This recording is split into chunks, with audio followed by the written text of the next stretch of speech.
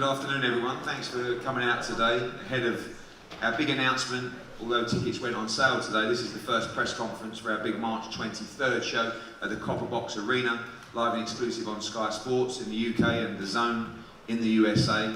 Coming off the back of a great night, but a disappointing night at the O2 Arena. You know, we talk about this new era of stars coming through in British boxing now. One of those stepped up on Saturday night, wasn't good enough, might not have been ready, took the challenge, came up short against a very good champion in Sergio Garcia.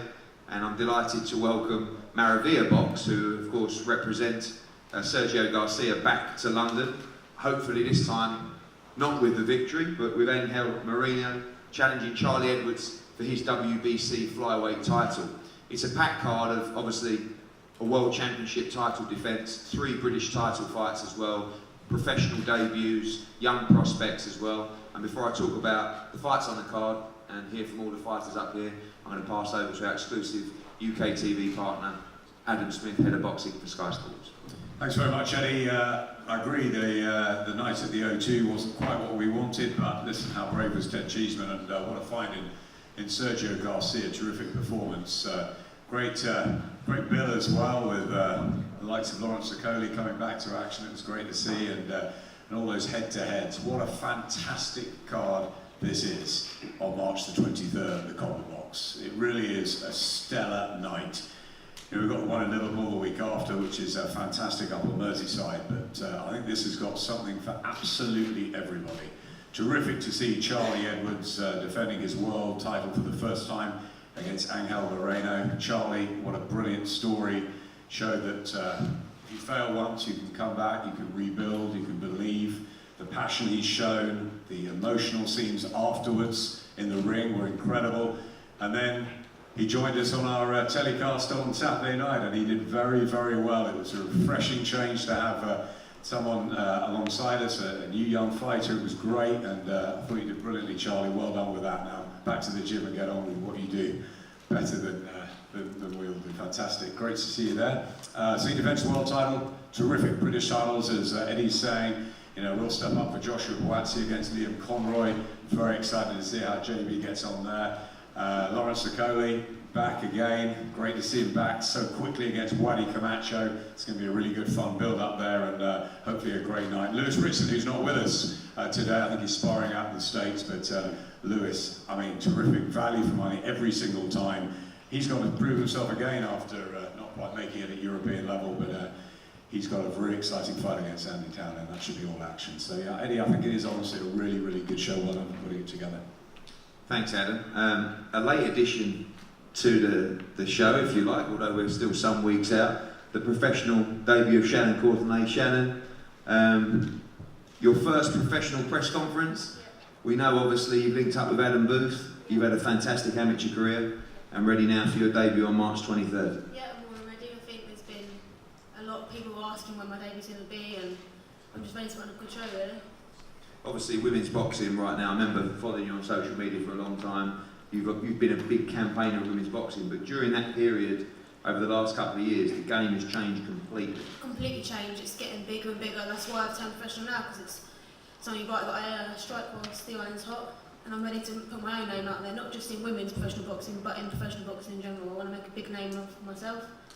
And obviously, some real super fights out there right now. Shields against Hammer, Katie Taylor's fighting Volante.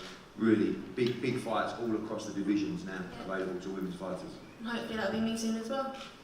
We look forward to it. Professional debut on March 23rd. And we're going to start with a brilliant fight, British and Commonwealth Cruiserweight Championship fight.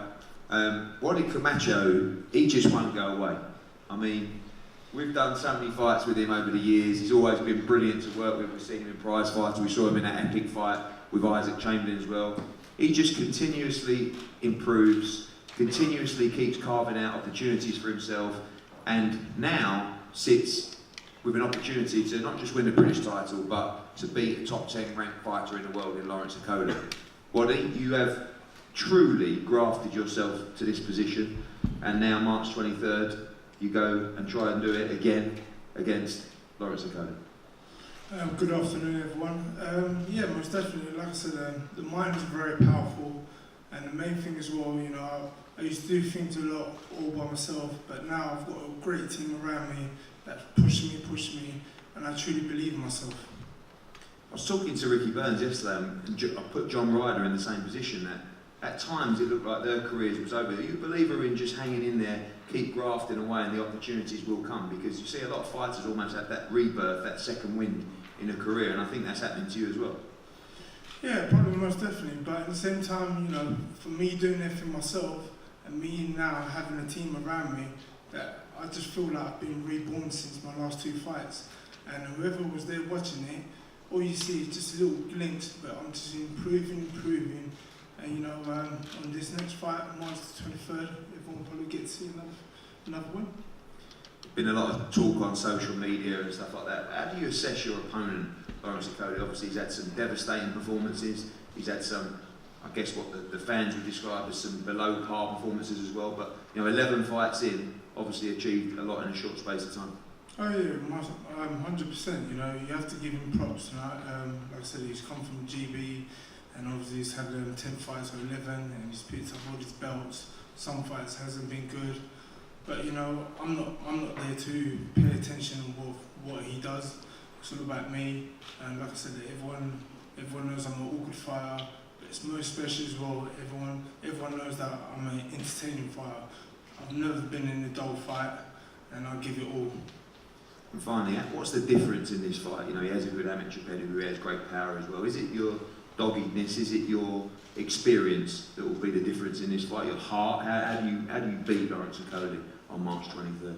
I think I'm just going to combine everything together, and everyone will see. Like I said, all I'm doing now is just growing more in confidence, and no one's seen the best of me yet, and you will see. Thanks, Wadi. Lawrence, fresh off a victory on Saturday night, you have got one of the maddest new trainers I've ever seen. I've never heard anything quite like it in the corner. But you're enjoying working with him, and you looked much better on your feet, much more composed on Saturday. Admittedly, it was a step down from the Matty Askin fight, but feeling good and a big opportunity to get straight back out there. Yeah, no, definitely. For me, Saturday wasn't really about the guy that I was boxing, it was about myself, how I felt in the ring. Could I do stuff that I practiced in training? And I was able to do a few of those things. And I just look forward to doing the same again in March. Obviously, like I said, there's been talk, but Wadi, one of the few domestic guys that was willing to step up, obviously has a Commonwealth belt as well. You won that belt previously as well. So we know there's a little bit of bad blood, but also respect that he's taking this opportunity against you and fancies the job. Yeah, no, it's good that he took the fight, but him along with most of the people in the weight class in Britain just like to talk online, and it is obviously frustrating for me. And on March, obviously, I will demonstrate to him and to all of the other cruiserweights in Britain what I'm about. I don't want it to be like, I think stopping Wadi is like a formality for me. Like, he's got a sort of style that I'm definitely going to be able to knock him out, but I think that is way too predictable in terms of like, I'm a big punch or whatever, and Wadi's obviously showing that he's got some frailties there, but I want to do it in a more systematic way. I want to maybe go in southpaw, practice different movement patterns. I want to go in there and show him that he is like a practice fight for me as opposed to like a 50-50 fight. Okay, and the head-to-head on Saturday, I heard you both exchanging some choice words. I remember you saying that this would be the end of your career on Saturday night, on March 23rd. Do you see a brutal ending in this fight? I don't want to wish that on anyone. I think I must have been excited over after my fight, but it definitely will end in knockout, and whatever he decides to do after that. And just finally, obviously, you can't look through this fight, but big fights out there for you. People talking about the Lebedev fight and really moving to world level later this year. Yeah, it's good. Obviously, Wadi's a southpaw, so it's very good practice for stepping up to Lebedevs and etc. So I'm very happy with the fight, very happy with where I'm at mentally, and you know, I'm not overlooking Wadi. I'm going to train extremely hard for him and deal with him accordingly. That's the British and Commonwealth Cruiserweight Championships on the line. The British Light Heavyweight Championship always been a stellar belt, and this fight is intriguing. Liam Conroy, again, one of those fighters, almost like Wadi Camacho, that you know, I remember watching you losing prize fighter, and you just rebuilt your career fantastically well with some big wins at 175 pounds now. You know, building a very strong fan base in the Northwest as well. and a big fight for you against Joshua Buatsi for the British title on March 23rd. Yeah, it's a massive fight, but I think it's been a long time coming. You know, I won my British title eliminator in 2017, and I've just been working relentlessly since prize fight, and this has been my goal. So I'm just dead grateful I'll be on the show. Thank Matchroom for getting me on the show against Josh, but it's not about the opponent, it's just about my journey, and British title's my dream, so I'm just going to give it everything I can and keep going relentlessly. I won't stop until I have that. Obviously, it was a fight ordered by the British Boxing Board of Control, but you didn't have to take the fight. But the deal was quite straightforward, and thanks to MTK, it showed really your desire to take this fight, where many have turned away from this fight previously. Yeah, like I say, it wasn't about the opponent, it's about the title. I think no matter who it was, I would have took it. People seem to be thinking I've been given something here, being in this fight, but I haven't been given anything. I've kicked down these doors and I've made myself a mandatory challenger for the British title. And like I say, thanks again to you and thanks for MTK for getting it done and getting me on the card. Quite right then, you weren't a mandatory for the British title, you have earned this spot. Josh, this is the kind of fight you've been looking for a while. Knowing how you understand the game and understand and respect boxing, the British title is very important to a young fighter's development in the sport. It is 2 points just to congratulate Shannon. Is it Shannon? Turned professional, congratulations. And second point, we must congratulate this man here, Charlie Edwards, world champion Charlie. I've told you many times, but I want to congratulate you one more time. And you're training against me. About the title, again, it's not about the opponent. It's a title that I want to win. It's part of the journey that I'm taking.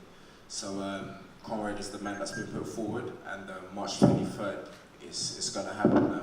I'll be doing everything within my will and my power to win that title. The last 3 fights have all ended in one round. It's been a little bit disappointing that we haven't been able to get those rounds in the bank. Expecting a tough test from Lee and Conrad. I've been putting in the work in the gym, man. I've been getting sparring that's been more than 10 rounds, so I've been putting in the work physically and mentally, and my trainer will say as the rounds go on, I improve, I get better, I get stronger, I get fitter. So they might think, you know what, he's only done 3 first rounders, but that's cool, but I'll be prepared. I'll be there from 1 to 12, so whichever number it is, if I see the opening, I'll take it. Again, if it's the first round, it's the first round. If it's the 12th, it's the 12th. But again, don't be surprised if it's the first. It could happen again. But it could be any number, and I'll be there, I'll be ready. Obviously your camps are very intense, training very hard. That almost is much more hard work than the fights itself. You know, we joked about you coming back on February the 2nd after your December fight, you were like, no. You like a little rest, that 1 week off in between camps, but working very hard behind closed doors for big opportunities in 2019. I'm working hard, and not to shine the light on myself, because I think everyone on this table is working hard. We all work hard, so the break's needed, but again, right now, I've got about 7 to 6 weeks. I'm working extremely hard, everything's going well, as it should be going. But again, we won't know until the night. Not just until the night, but until the hour. Not just until the hour, but until the bell goes. So we have to wait and see till the bell goes. Thank you, Joshua. It was a brilliant fight. British light heavyweight championship between Olympic bronze medalist and stellar amateur and prospect Joshua Buatsi and a young fighter in Liam Conroy that has absolutely earned this opportunity to challenge for the Lonsdale belt. As Adam said earlier, Lewis Ritson is out sparring in America, travelled out today. He's defending his British lightweight title against Andy Townend. It's an absolutely brutal matchup, 2 huge punches, and we're looking forward to that one as well, as Lewis Ritson looks to rebuild following the disappointment of his European title defeat late last year. Joshua Buatsi is correct. Charlie Edwards is a phenomenal story. You know, I think it's been a joy to watch how this guy has been received by the British public, the British fans recently. You know, we know about the story of his mother and the dedication, but it's so much more than that. It's about a dream that he had from the very early days of lacing up the gloves. You know, I remember meeting him and his dad early in his career. You know, his dad was so driven, Charlie was so driven, and it was like an obsession to try and become world champion. And you know, I've never really met many people with that obsession like Charlie and Sonny and his dad had to try and become world champion. I can't lie, I wasn't sure whether following the Casemiro defeat he would get that opportunity to become world champion again. And this sport's very, you know, it's all about timing. It's all about opportunities. And that's what I was saying about Wadi and Liam Conroy as well, because this opportunity may never have come. You know, he chased for it, you know, he pushed MTK, they pushed me, get him a world title shot, get him a world title shot. It's really not that easy. And I liken this a little bit to Tony Bellew as well, because I have to say that probably a month before we got him the opportunity to fight for the world title, I thought we'd probably run out of chances here. I couldn't see any openings.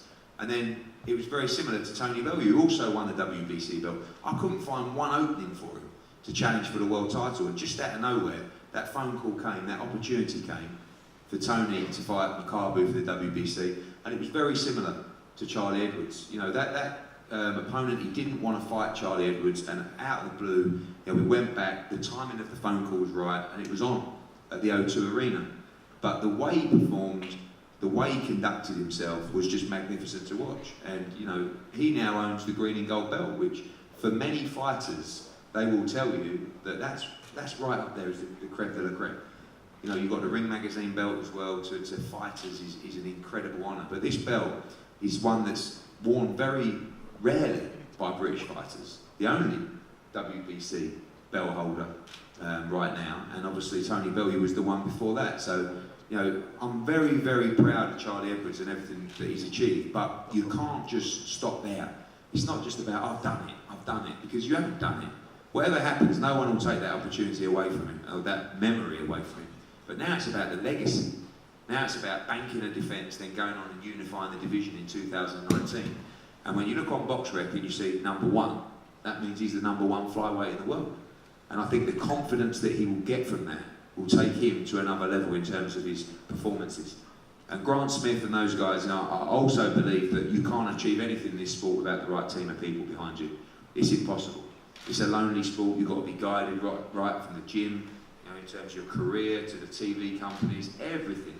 And the job that Grant has done with Charlie has been sensational. And to see those two, after the fight, embrace, go to their knees, cry, this is what it's all about.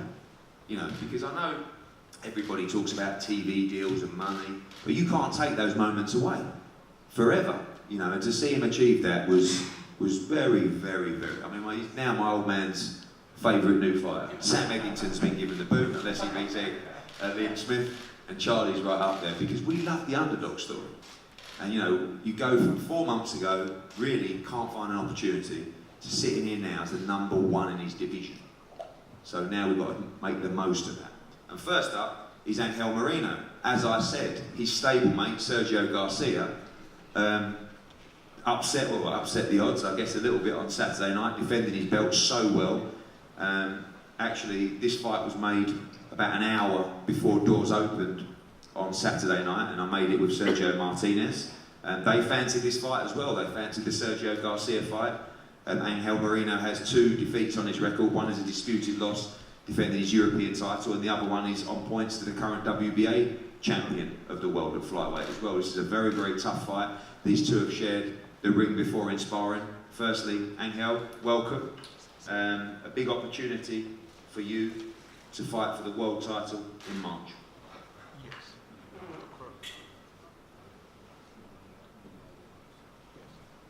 Sí, muchísimas gracias. Quería agradeceros la oportunidad de poder disputar este título, tanto a usted como a Charlie. Y bueno, quería comentar que no coja de sorpresa a nadie cuando el día 23 gane ese título, que sigáis confiando en Charlie, que es un gran boxeador y lo será aún después de esa pelea. Thank you very much. It's a great opportunity to come and box here, as it is for Charlie as well. I want to say that Charlie is a great boxer, but anything can happen on the night. Obviously a big win for Sergio Garcia on Saturday, and you'll be looking to follow in his footsteps in victory in London.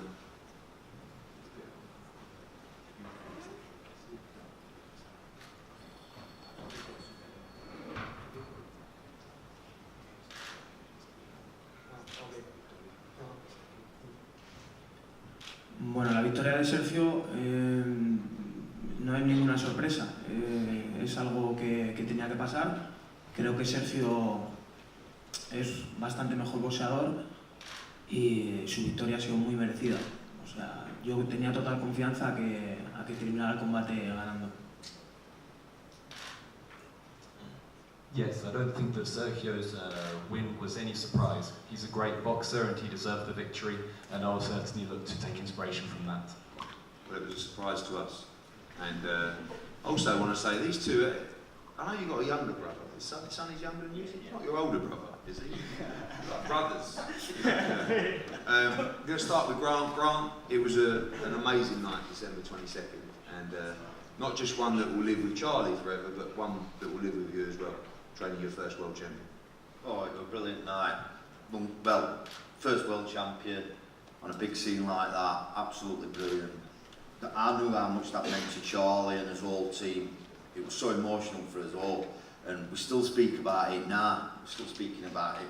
Other day, it was just absolutely brilliant for us all. I knew he could do that. I knew he could do that.